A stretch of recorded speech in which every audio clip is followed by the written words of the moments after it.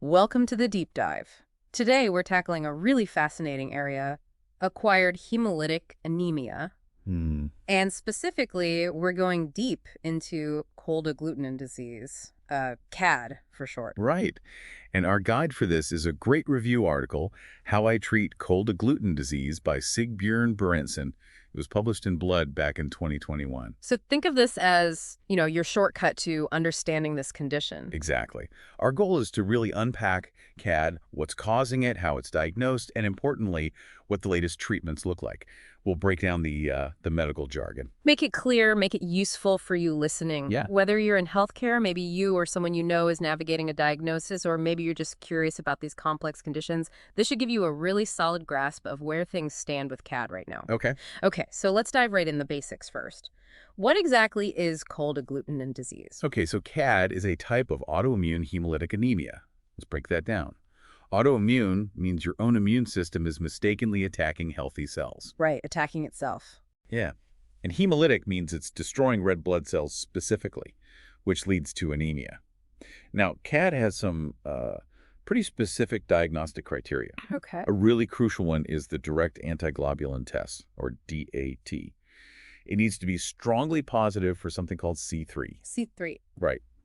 And usually negative, or maybe just weakly positive, for another antibody, IgG. Think of that C3 as like a specific flag for CAD. So it's like the immune system is misidentifying red cells and slapping the C3 tag on them saying, destroy this. That's a pretty good way to think about it, yeah. The second big thing is the level of cold agglutinins. Cold agglutinin. These are antibodies that get active, really active in colder temperatures, and they make red blood cells clump together. For a CAD diagnosis, we're usually looking for a level, or titer, of 64 or higher when tested at 4 degrees Celsius. Like fridge temperature. Exactly. Now, sometimes you might see cases with lower titers, but 64 is generally the benchmark we use. And titers, that's just measuring how much of this cold-activated antibody is floating around. Precisely. It's a measure of concentration. Now, you might also hear the term cold agglutinin syndrome, CAS. Is that the same thing? Good question. No, and this is a really important distinction. Right. Cold agglutinin disease, CAD, what we're focused on today is considered primary. That means it usually pops up on its own. Okay. And it's often linked to an underlying issue with certain white blood cells, B cells, growing abnormally.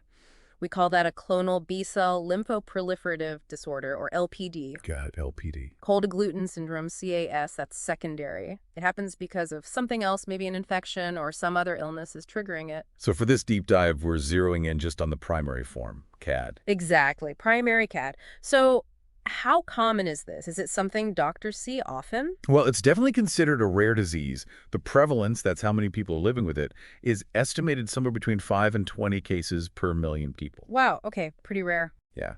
And the incidence, the number of new cases each year, is even lower, maybe 0.5 to 1.9 per million per year. It can vary a bit geographically, maybe tied to climate, interestingly. Colder places, maybe more. Possibly. Overall, CAD makes up about 15 to 30% of all autoimmune hemolytic anemias. So while it's rare, it's a significant chunk of that specific category. Okay.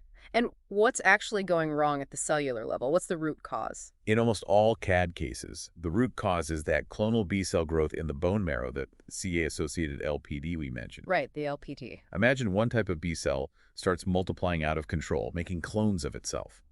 These clones then act like little factories, churning out monoclonal cold agglutinins. Monoclonal meaning all the same type? Exactly the same antibody. And in CAD, it's usually an IgM antibody, and it typically targets a specific protein on red blood cells called the I antigen. Okay, so these rogue B-cell factories make the IgM col antibodies. What happens when those antibodies get into the blood? How does that cause the anemia? Right, this is where the cold part really matters. When your body temperature drops, even just in your fingers or toes on a chilly day, these cold agglutinins latch onto the red blood cells. This causes agglutination clumping. Okay, clumping. But crucially, this binding also kicks off a part of the immune system called the classical complement pathway.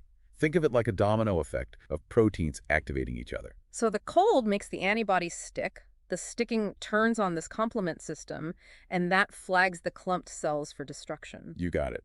The main way red cells get destroyed in CAD is called extravascular hemolysis. Extravascular, outside the blood vessels. Correct.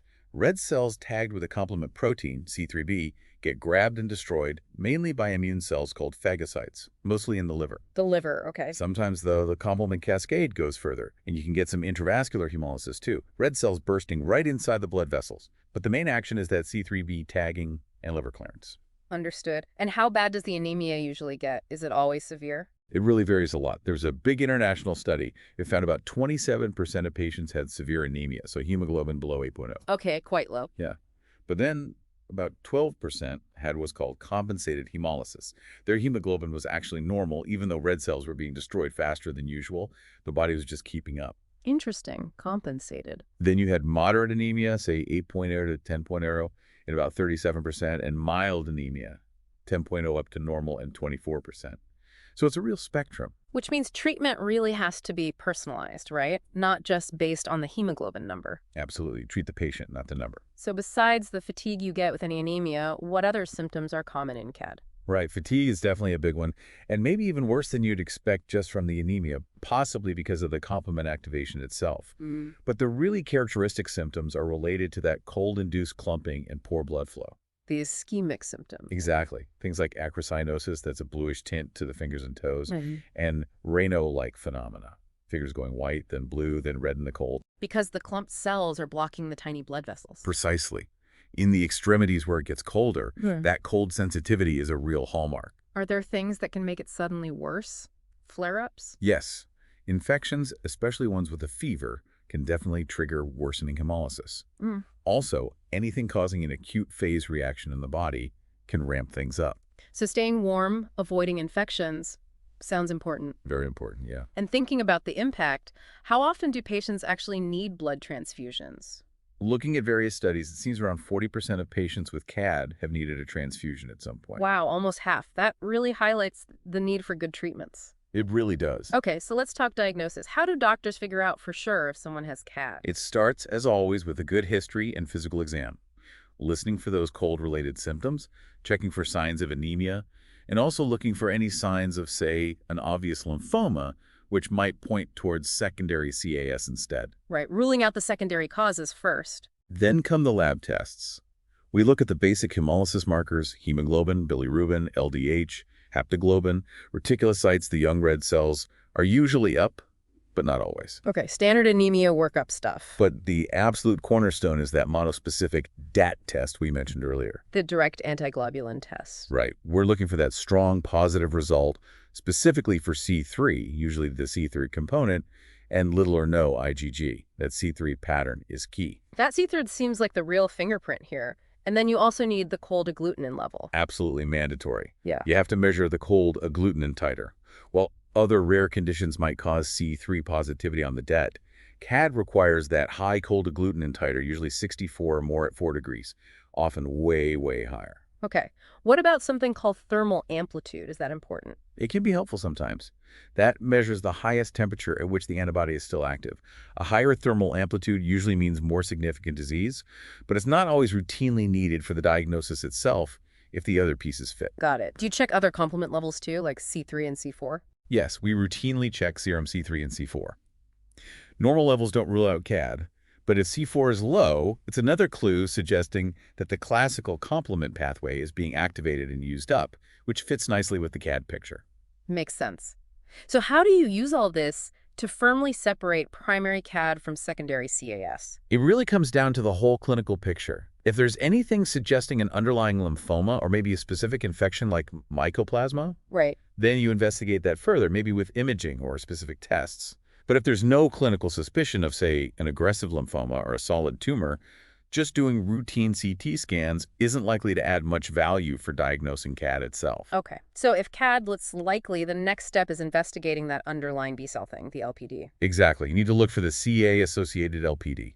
We do tests like serum protein electrophoresis, SBEP, immunofixation, and check the levels of different immunoglobulin classes. Looking for that monoclonal IgM spike. Often, yes, you'll find a monoclonal IgM protein, but the definitive assessment usually requires a bone marrow biopsy.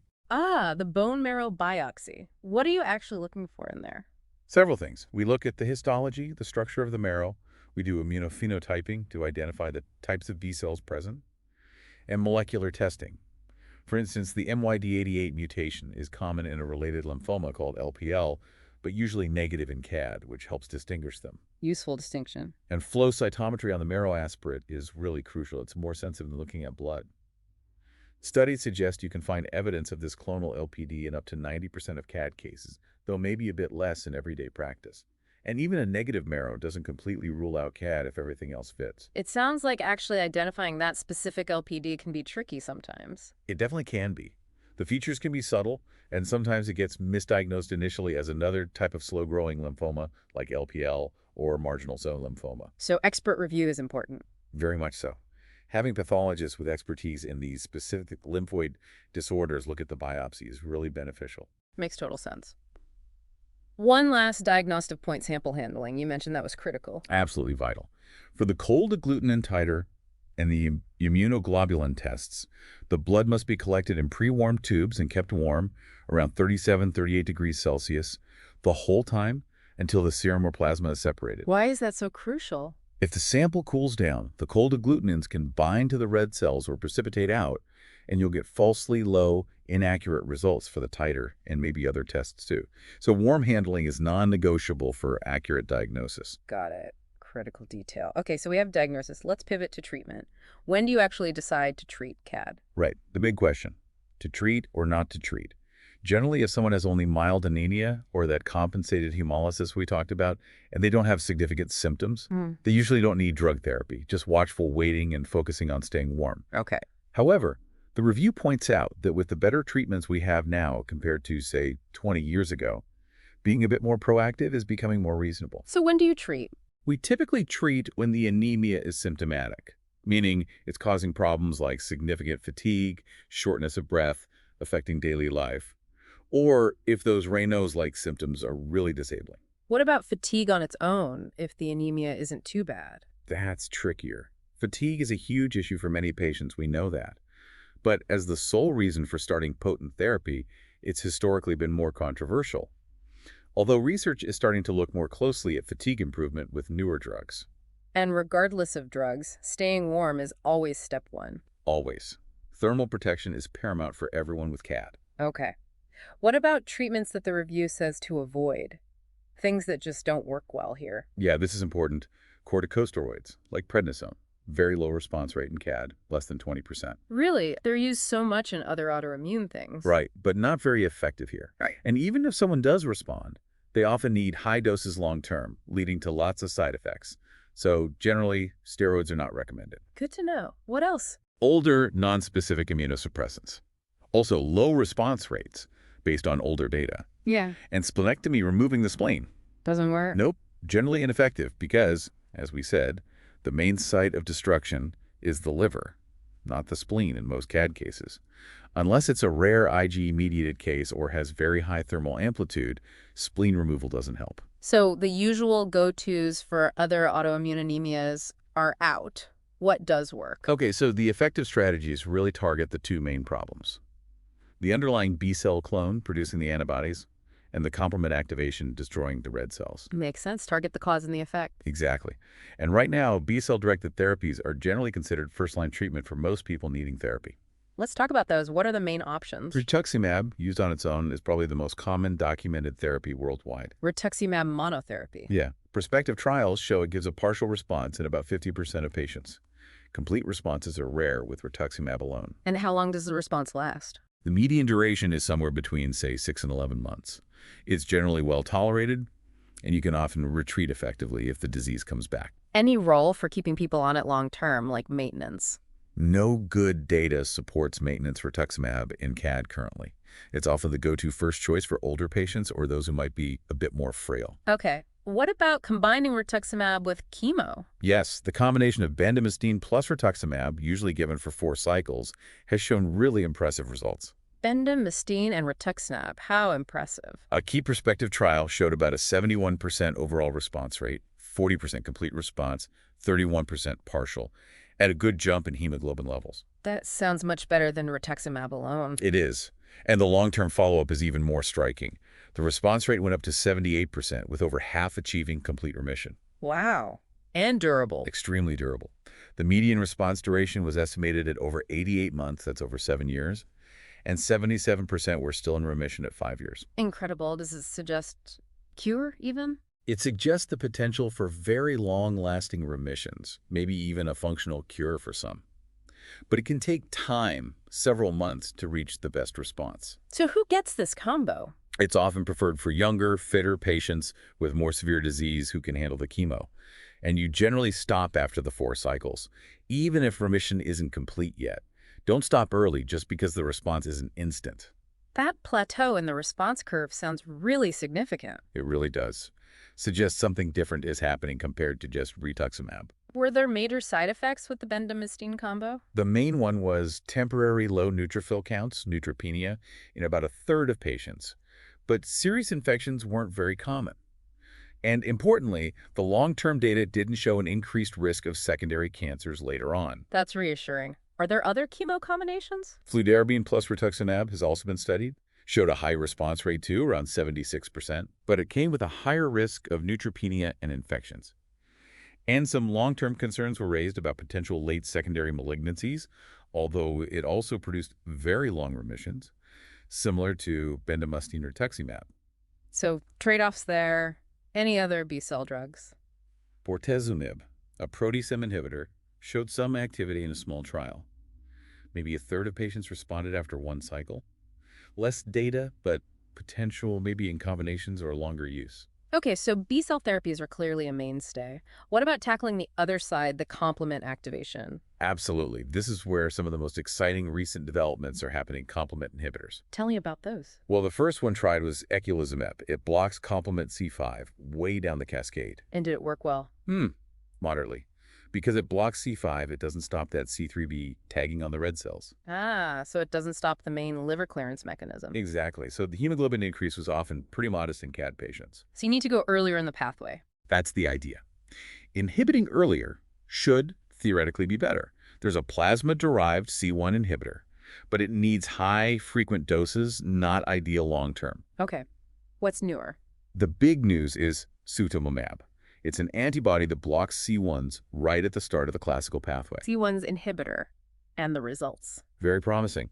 A phase 3 trial in transfused CAD patients showed rapid, significant hemoglobin increases. Bilirubin normalized, C4 levels normalized, and importantly, fatigue scores improved substantially. Rapid response sounds key for someone very sick. Definitely. It's generally well tolerated too. There's another phase 3 trial ongoing now in non-transfused patients. It's looking like a strong second-line option, maybe even first-line for some severe cases without bad Raynaud's. Sutimlimab, that sounds like a real advance. Are there others targeting complement? Yes. Pegcetacoplan inhibits C3, which is central to all complement pathways.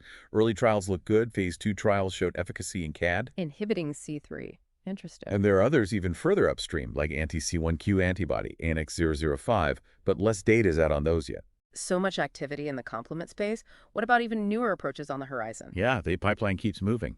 BTK inhibitors, like ibrutinib drugs that work really well in other B-cell cancers, make a lot of sense for CAD. Because of the underlying B-cell clone? Exactly. Case reports and a recent series look promising, showing remission and transfusion independence. What else? PI3K delta inhibitors are being tested in trials, including CAD patients.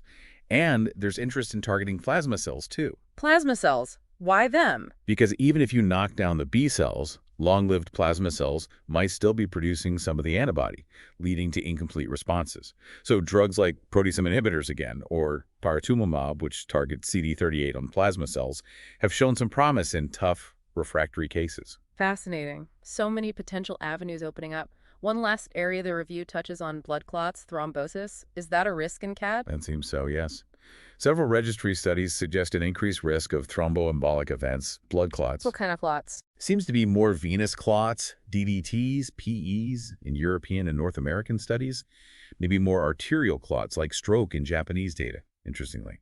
Some studies link the risk to how severe the hemolysis is. Does treating the CAD help reduce the clot risk? It appears to, yes. Successful treatment seems to lower the frequency of clots. So, should the clot risk itself be a reason to start treatment, even with mild anemia? The author of this review suggests probably not if the patient is otherwise asymptomatic or has compensated hemolysis, but for patients with severe anemia or during a flare-up, Or if they have other clot risk factors, then using blood thinners like low molecular weight heparin or a DOAC as prevention might be considered. Okay, important point for overall management. So let's try to pull this all together. What are the main takeaways from this deep dive? I think the big things are CAD is its own specific disease driven by those clonal B cells and complement activation destroying red cells in the cold. Diagnosis needs the right tests, DDAT with Seabird high cold agglutinin titer, and looking for that underlying LPD. Right. And treatment has really changed. We need to avoid the old, ineffective stuff like steroids. B-cell therapies like rituximab, especially combined with bendamustine, are the current mainstay for many. And the complement inhibitors. And the complement inhibitors, particularly sudocimab, are emerging as powerful tools, especially for getting rapid control of severe hemolysis. The landscape has really shifted. It really sounds like it. This has been incredibly insightful, highlighting just how much progress has been made. So here's a final thought for you, our listener, to mull over. Given all of this exciting research into new B-cell drugs, new complement blockers, and seeing these possibilities for really long-lasting remissions, what might CAD treatment look like in, say, the next 10 years? How could these advances really change the day-to-day lives of people affected by this disease? That's a great question to ponder. It really speaks to how dynamic medical research is and the real hope for even better therapies just around the corner. Absolutely. And if this deep dive has sparked your interest, maybe check out the original review article we mentioned or look into patient advocacy groups. They offer fantastic information and connection for people living with CAD.